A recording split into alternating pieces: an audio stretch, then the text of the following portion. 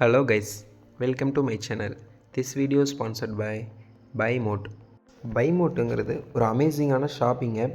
இதில் நிறைய discount and ஆஃபர்லாம் கொடுக்குறாங்க. டிஸ்கிரிப்ஷனில் லிங்க் கொடுத்துருக்கேன், மறக்காமல் போய் விசிட் பண்ணி பாருங்கள்.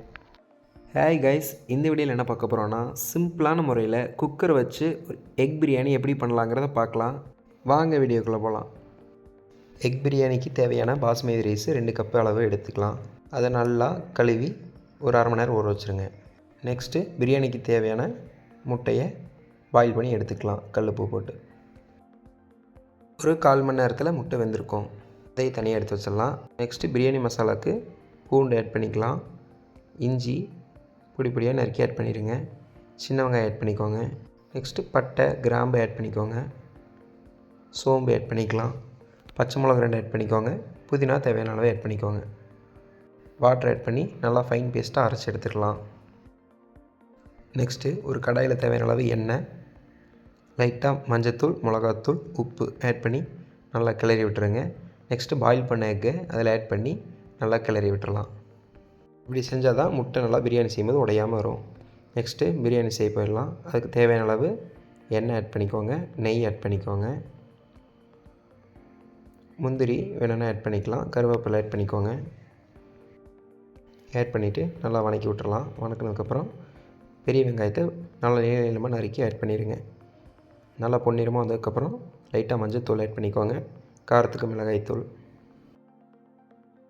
தக்காளி ஆட் பண்ணிக்கோங்க. நெக்ஸ்ட்டு தேவையான அளவு உப்பு ஆட் பண்ணி நல்லா கிளறி விட்டுருங்க.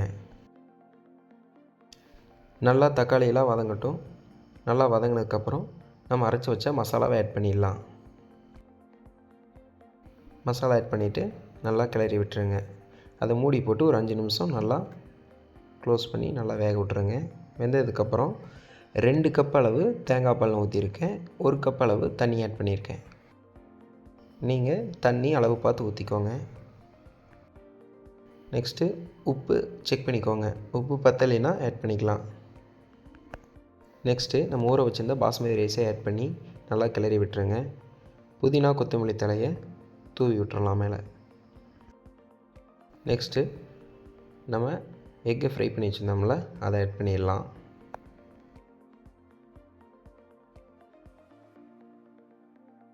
எக் ஆட் பண்ணிவிட்டு மூடி போட்டு க்ளோஸ் பண்ணிடுங்க. நான் ஒரு 3 விசில் விட்ருக்கேன். ஒவ்வொரு குக்கருக்கும் ஏற்ற மாதிரி நீங்கள் விசில் விட்டுக்கோங்க. அடுப்பு ஆஃப் பண்ணி ஒரு 1/4 மணி நேரம் கழித்து திறந்து பார்த்தோம்னா கமன்னு நம்ம எக் பிரியாணி ரெடியாக இருக்குங்க. அவ்வளோதாங்க, இவ்வளோ ஈஸியாக செஞ்சாச்சு. நீங்களும் மறக்காமல் இதை வீட்டில் ட்ரை பண்ணி பாருங்கள். ட்ரை பண்ணிவிட்டு கமெண்ட்டில் எப்படி இருந்துச்சுன்னு சொல்லுங்கள். நன்றி, வணக்கம்.